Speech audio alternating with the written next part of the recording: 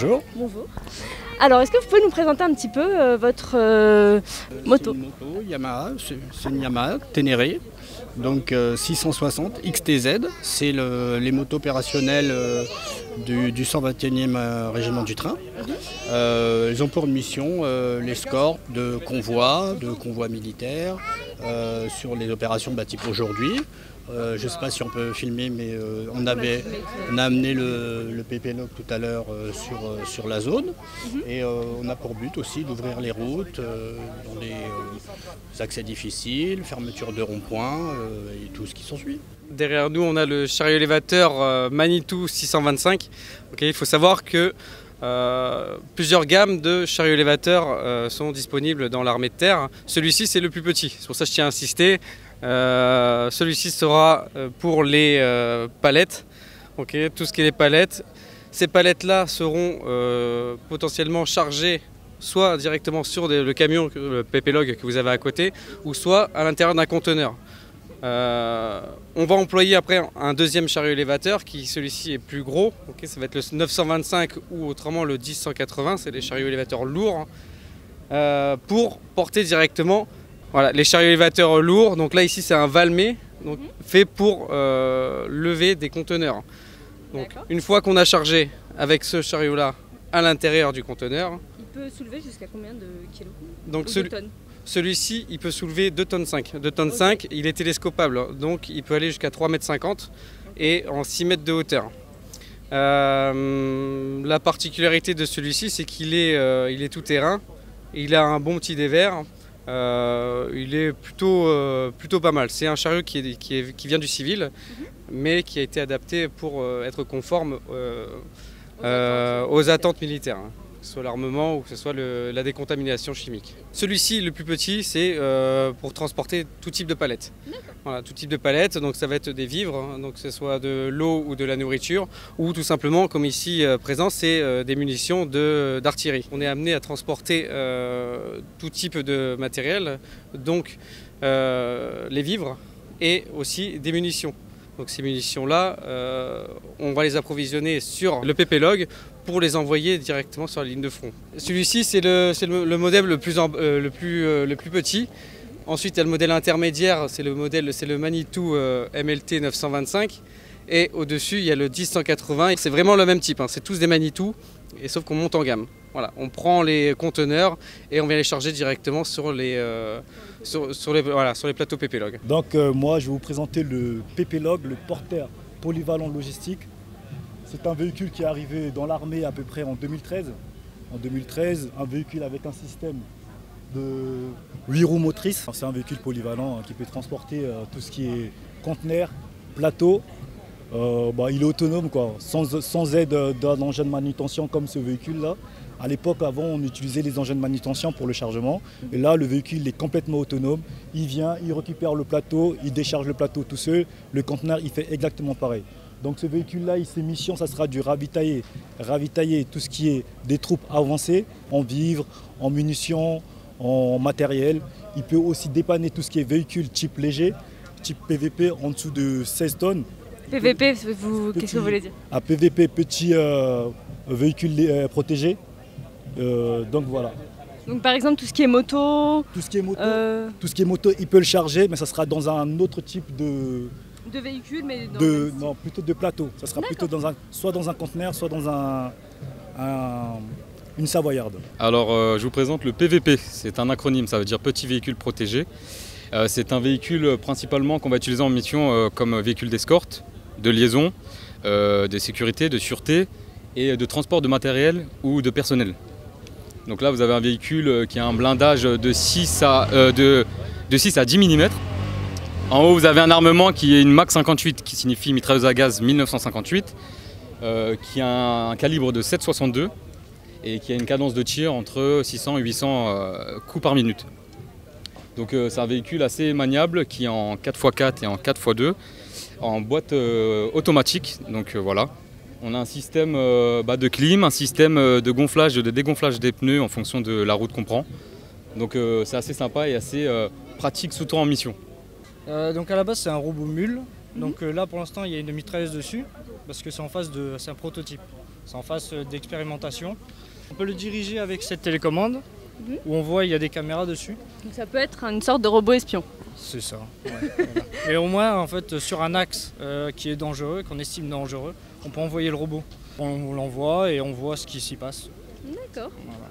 Mais on ne peut pas s'en servir pour tuer quelqu'un. Non. Non, c'est juste pour espionner. C'est plus pour reconnaître un axe. Donc, On va voir si justement il y aura des véhicules ennemis, par exemple à un angle de bâtiment. Donc on peut voir justement comme ça. Nous, ça ne nous engage pas. Et c'est juste le robot, c'est que du matériel au lieu des personnels. oui, au lieu d'avoir des pertes humaines. Voilà, exactement. Donc après, là, ici vous avez la commande de contrôle. Vous voyez, c'est marqué drive, facile quand même. Et on peut le faire avancer, reculer, tourner à droite, tourner à gauche, comme on veut. Est-ce qu'il faut une Qualification ? Ouais, voilà. Oui, exactement, oui. Ouais, il faut Ouais, quand on a même été avoir- formés. Je ne peux pas, moi, Non. le tirer. Non. Celui-là, il est en phase d'expérimentation. À la D'accord. base, c'est un robot mule, c'est fait exprès pour mettre du matériel dessus. Alors celui-là, il est équipé d'une mitrailleuse pour justement expérimenter si le châssis il tient bien avec la mitrailleuse quand on va tirer, par exemple. Si le châssis ne se casse pas, s'il ne recule pas, et ainsi de suite. Ensuite, ils vont installer une tourelle téléopérée. D'accord. Une tourelle où, par exemple, vous allez avoir l'image avec une cible dessus, enfin une croix, et vous pourrez tirer ensuite plus tard. Mais ça, pour l'instant, c'est Pour phase l'instant, d'expérimentation. c'est pas du tout Non. d'actualité, donc Voilà. c'est vraiment en phase d'expérimentation. Voilà, exactement. Et alors, comment s'est passée la journée du 14 juillet, enfin cette belle journée ensoleillée? La journée continue, elle se déroule plutôt bien et le soleil est présent. Et tout le monde est souriant comme vous. Merci. Tout le monde est souriant et ça se passe bien quoi. Voilà, la journée s'est très bien passée. On a commencé à venir ici à 10 h. On a mis en place le stand. On a fait des petits tests et tout. On a remarqué que c'était plutôt pas mal. Donc on est assez satisfait de notre petit stand. Même on a plutôt bien mangé. Je tiens à préciser quand même que un grand merci pour le plateau repas qui a été organisé. Alors pour moi, c'est très bien passé du début jusque maintenant parce qu'on a pu échanger avec les civils qui étaient agréablement surpris de nous voir. Avec cette chaleur, assez bien. Ça va. Déjà, première remarque, il a fait un peu chaud, mais ça va. Mais ça va. Est-ce que vous avez senti les Français réceptifs à cet événement? Oui, bien sûr, ça leur a même manqué. Beaucoup ils nous disaient que ça faisait longtemps qu'ils n'avaient pas eu ça et tout se passe très bien, ils sont contents de nous voir, de notre présence. Ça fait un an que je suis du 121, donc j'avais jamais eu l'occasion de venir aux Champs-Élysées et encore plus sur Nation pour faire la mission de relations publiques avec la population. Et je trouve que c'est top parce qu'on interagit avec la population et les gens sont intéressés. Non, ça s'est bien passé. On a eu vraiment la population parisienne qui est très sympathique. On a eu beaucoup d'enfants qui sont venus. Comme vous pouvez le voir derrière, toute la journée ça a été ça, des enfants qui veulent essayer les motos, qui veulent même les démarrer. Et c'était très sympathique. On a eu des visiteurs, des touristes aussi, donc des étrangers qui étaient sur place, qui avaient un grand plaisir à discuter avec nous, à nous rencontrer. Et c'était très sympathique. Et ça a commencé dès notre arrivée. On est arrivé à 11 h et ça a commencé vraiment à ce moment-là. Des badauds qui circulaient, nous vous ont vu arriver, ils se sont intéressés tout de suite à ce qu'on faisait et avec une grande sympathie. Mais oui, après pareil pour les gens, ils sont quand même très intéressés. On a eu beaucoup de questions, beaucoup de retours, franchement que du positif, on n'a pas eu de négatif, c'était très bien. Ils étaient très contents de pouvoir échanger et de connaître les véhicules. Ils avaient beaucoup de questions à poser, j'étais ravi d'y répondre, donc ça m'a fait plaisir. Et puis ça nous permet aussi d'échanger avec eux parce qu'ils n'ont pas l'occasion de savoir ce qu'on fait. tant en territoire national qu'en opération extérieure. Donc ça nous permet un peu de les informer sur ce qu'on peut avoir comme utilité et qu'est-ce qu'on peut leur apporter et qu'est-ce qui fait que nous sommes tout le temps déployés. Et puis tout simplement échanger avec eux pour savoir comment ils vivent les déploiements de l'armée de terre et qu'est-ce qu'ils en pensent, tout simplement. Ils sont montés dans les véhicules, ils ont eu l'occasion de monter, donc ils ont pu apprécier manuellement, on va dire. Donc c'est assez bien, j'ai bien aimé et j'espère que ça va continuer un petit peu plus longtemps. Que représente le 14 juillet pour vous? Donc le 14 juillet, ça représente on va dire le Graal pour un militaire. C'est parce que enfin on est montré aux yeux de toute la population civile ce qu'on fait, ce qu'on est, et on montre tous nos moyens. J'ai pu assister justement pour la première fois au défilé du 14 juillet directement en étant sur Paris, et c'est quand même une fierté de voir rien que les avions survoler Paris à très faible altitude. Et là on sent que l'armée française est présente et on peut avoir confiance en elle. Le 14 juillet, ça représente plein de choses. La fête nationale bien évidemment, mais c'est aussi un moment, comme on peut le voir aujourd'hui, ça va confirmer aussi ce que je pense. C'est un moment de rassemblement, de réunion où finalement la population fait corps aussi avec son armée dans une journée finalement universelle. Ça commence par le défilé et ça continue aujourd'hui. Alors le 14 juillet pour moi c'est un grand moment en fait, ça réunit le personnel français en fait, ça nous remémore les anciens qui ont combattu pour nous, tout ce qu'on a pu subir et tout ce qu'on a pu vivre ensemble, et puis maintenant on est tous réunis à l'heure actuelle pour pouvoir profiter et se rappeler des bons comme des mauvais moments, mais au moins on est tous ensemble et ça nous permet tout simplement de nous connaître un petit peu mieux et d'oublier tous ces petits moments difficiles qui sont arrivés dernièrement. Donc ça fait du bien au cœur et ça réchauffe un peu l'esprit. Et surtout, ça fait tout simplement plaisir, quoi. Ça fait plaisir. C'est quand même la Révolution française, hein. C'est important pour la France et pour nous en tant que militaires. C'est personnel. Ouais. Le travail d'avant, ce que les anciens ils ont fait auparavant, et je vais continuer ça, je vais continuer en tout cas mon engagement personnel, continuer sur cette lancée-là que les anciens ils ont fait auparavant pour que la génération future aussi fasse de même. Parfait. Donc la protection du pays. Exactement. Merci beaucoup, merci à vous de protéger notre pays. Comment s'est passé votre 14 juillet, votre journée du 14 juillet? Je l'ai passé en famille ce matin. Et là, je viens ici parce que j'habite à 2 rues d'ici et j'aime bien voir l'environnement et les gamins en fait. Être dans une télé-réalité en fait. Parce qu'ils jouent avec les armes, ils ne se rendent pas compte. Bon, après c'est mon avis, mais c'était pour le matériel. Puis je trouve que c'est une belle ambiance. Ça se passe très très bien, on vient juste d'arriver en fait, mais du coup on a pris des photos avec les 4x4 là, mais ils sont trop gentils. Vous avez trouvé les militaires gentils? Oui, très bien. Oui, ils sont sympas. Ouais. On passe une belle journée actuellement, malgré la petite chaleur on va dire, mais il y a quand même un beau décor à travers les différentes machines ainsi que les voitures et les voitures de guerre. Les camions aussi notamment, les trucks. J'ai regardé déjà le défilé parce que j'y tenais beaucoup. Je voulais voir les différents corps d'armes. Et surtout, il y avait le commentateur, le lieutenant-colonel Pierre Servant, qui est réserviste et que j'aime bien, que je vois dans les émissions politiques, particulièrement sur la 26 avec les événements de l'Ukraine en ce moment. Je trouve que c'est un militaire qui se met à la portée des civils comme moi, qui n'avons pas le langage militaire, et je trouve très intéressant. Et de ce fait, mon intéressement a été confirmé ce matin à la télévision. Ensuite, cet après-midi, écoutez, je me suis reposée. Et puisque nous étions dans le 12e et que c'était à la place de la Nation, j'ai voulu venir pour voir effectivement tout le matériel militaire. Comme tous les ans, je regarde le défilé à la télé, je le regarde aussi par la fenêtre puisqu'on a la chance de voir les avions qui passent juste en face de chez nous.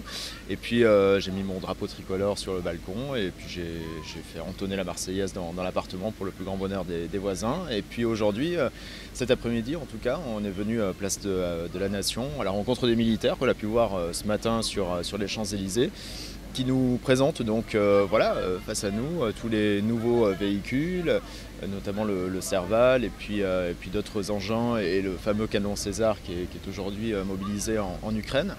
Et c'est très intéressant d'aller discuter directement avec les militaires et puis en savoir un petit peu plus sur leur métier. Et ils présentent pas mal de professions différentes. On peut croire que les militaires font tous la même chose, mais ce qui est intéressant, c'est de voir la diversité des métiers qui sont liés à l'armée. Déjà, ma journée, elle s'est bien passée. C'était chouette parce que déjà, il y avait plein de militaires et mon père, comme il fait partie des militaires, c'est un peu cool pour moi. Et je suis contente de ma journée. Et surtout avec le toboggan gonflable, c'était super. Ils sont courtois, bienveillants et corrects, très corrects.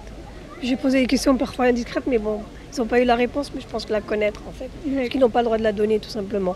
En fait, c'était par rapport au matériel et c'était le matériel qui était envoyé en Ukraine. Certains, c'est le César qui est là-bas. Et les autres, ils n'ont pas le droit de donner les chiffres. C'était bêtement la question. Mais bon, je la connais la réponse en fait. D'accord. C'était une journée très agréable. Mon papa était militaire en plus, alors j'aime bien ce climat. Ce que je vois ici, c'est très très bien. J'espère que ça continue pour tout le monde. Les militaires nous donnent de bonnes explications. Particulièrement, je viens d'en avoir une sur la boîte de ration, que bien sûr, en tant que femme, moi, je ne connaissais pas. Donc j'ai eu des explications qui m'ont intéressée parce que c'est vrai que quand ils partent en OPEX, par exemple, on ne s'imagine pas tout le matériel et effectivement les rations dont ils ont besoin. Donc là, il m'a bien expliqué ce qui était un sachet de thé, un sachet de café. On n'y pense pas. Les rations, la petite flamme avec laquelle ils peuvent réchauffer directement sur le métal. J'avoue que j'y connaissais rien. Donc ça m'a particulièrement intéressée. Maintenant, j'avoue que les gros matériaux, bon, ça un petit peu moins en tant que femme, j'avoue. Moi, c'est le côté plus terre à terre qui m'intéressait. Et puis, j'ai discuté avec une jeune femme militaire aussi. Donc, la place des femmes est enfin là. Donc, j'ai trouvé ça particulièrement intéressant. Est-ce que vous avez du coup un petit mot pour nos militaires ? Oui, un grand mot, un grand merci surtout pour tout ce qu'ils font, pour nous protéger, pour protéger aussi les valeurs de la France, qui sont des valeurs à défendre au quotidien. Et on voit que les valeurs de la République, les valeurs aussi de l'Europe dans un certain sens sont attaquées aujourd'hui. Et donc c'est très important pour nous de les soutenir et de les soutenir au quotidien et pas seulement le 14 juillet. Je leur souhaite beaucoup de courage, surtout avec tout ce qui se passe en ce moment. Et respect, même si personnellement je suis contre les guerres évidemment et tout ça, mais en ce moment, respect, il n'y a rien à dire à tous les niveaux. Quand on a connu ce qui s'est passé auparavant, je sais pas du tout, mon sentiment n'est pas du tout, comment on appelle ça, c'est un respect dans le sens global, c'est neutre, il n'y a aucune allusion à quoi que ce soit et j'ai beaucoup de la compassion, je sais pas, de l'empathie peut-être, parce qu'ils partent loin. J'ai des personnes dans ma famille à qui c'est arrivé et je trouve qu'en plus ils sont très très jeunes, donc c'est impressionnant quand même. Puis ils ont comment on appelle ça, une conviction, c'est bien. Quand vous parlez avec eux, on sent qu'ils font ça par amour et ils y croient en fait. C'est pas que comme ça pour le standing et les apparences ou les choses comme ça. Voilà. C'est un amour de leur métier. Exactement, ça se voit dans leurs yeux. Ils sont très corrects et moi ça m'a surpris. Ça me surprend tout le temps en fait. Parce qu'en fait, on pense toujours qu'ils ont été formatés ou quoi et pas du tout. C'est vrai, ouais. Et ce qui m'intrigue beaucoup, c'est qu'ils sont très très jeunes. Peut-être que c'est dû aux attentats, je sais pas. Ouais, souvent c'est une vocation. Voilà, une vocation. Moi je suis impressionnée par ça, par leur jeunesse. Voilà, leur conviction. Merci pour votre présence. On est très très content de pouvoir partager ce petit moment avec vous. C'est clair que ça change votre quotidien de tous les jours parce que vous êtes partagé entre le camp militaire et les champs de bataille. Donc merci de nous avoir pu montrer vos différents équipements que vous employez, qu'on voit jusqu'ici à la télé. Et franchement, c'est le kiff de voir ça en face, en vrai. Peut-être on essaierait de voir s'il y a moyen de rejoindre l'armée aussi, pourquoi pas. Mais en tout cas, merci et bon courage à vous. Bravo pour le courage de nos militaires. On les apprécie, ils sont là pour nous protéger. Donc voilà, on est en admiration. On peut dire que ça, on les admire. Bon courage parce que pour d'autres trucs, si jamais il y a une troisième guerre mondiale, Et déjà, bon courage parce que déjà c'est très dur d'être militaire et surtout de s'engager et de faire tous ces trucs très difficiles. Les militaires, écoutez, je leur souhaite bon courage, particulièrement pour ceux qui sont en OPEX. Bon, je sais qu'ils vont s'en aller du Mali. Voilà, on n'en dira pas plus vu la situation politique. Et puis je pense à nos militaires qui sont en Roumanie et en Pologne, aux frontières de l'Ukraine et qui malgré tout aident comme on peut. Je leur souhaite bonne chance et de faire attention sur le terrain parce que c'est un métier dangereux et que ils mettent leur vie en danger chaque jour pour nous. Juste de les encourager pour continuer ce qu'ils font et surtout avec la guerre en Ukraine par exemple, tout ça, de leur donner la force pour qu'ils puissent avancer et continuer à combattre pour le pays. Pour moi, c'est force à vous pour la nation. On vous supporte. Ah, je les aime beaucoup. Vous aimez beaucoup les militaires? Mon père était un militaire, il a fait les deux guerres, plus celle de l'Indochine. Ouais. Voilà. Il en faut des hommes comme eux pour la France. C'est vrai. Et pour la liberté dans le monde.